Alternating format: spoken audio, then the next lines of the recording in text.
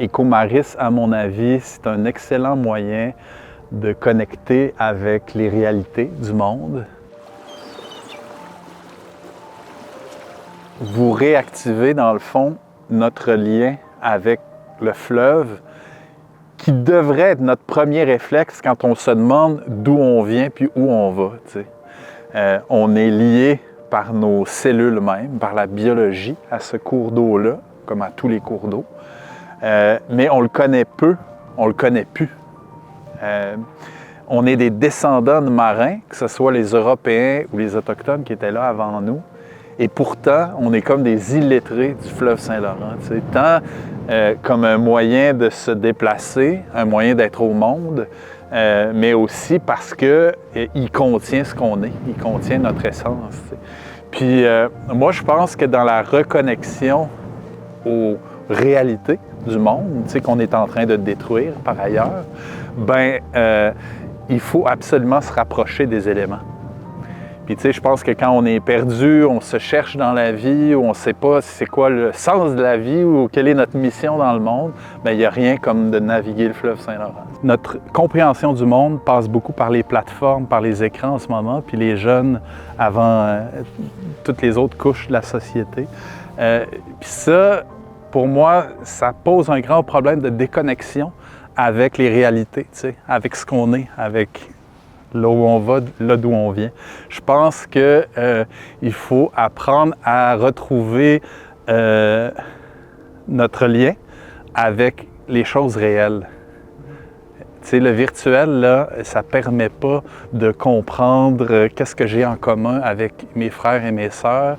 Ça ne permet pas de comprendre le sens de la vie, puis pourquoi je devrais profiter de la vie, puis donner, puis être généreux, puis ouvrir grand. Je pense que tout ce qui est le vivant puis le réel, ça permet d'apprendre ça dans la vie. Tu disais, en fait, le fleuve, c'est apolitique. Puis ça, c'est vraiment intéressant parce que je pense, de toutes les mouvances politiques, provinciales, municipales, fédérales au Québec, au Canada, il n'y a personne qui dira le fleuve Saint-Laurent, c'est pas important, c'est pas le centre de notre pays, il ne faut pas en prendre soin. Je pense qu'on est tous d'accord là-dessus. Puis ça s'appelle une chose sacrée.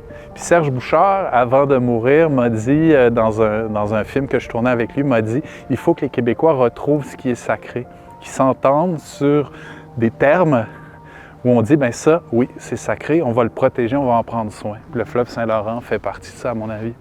Mais je pense qu'on est à un moment charnière de l'histoire de l'humanité. En tout cas, le reste du vivant va continuer d'exister si on disparaît, mais on est bien conscients tous, je pense, que le vivant est menacé en ce moment.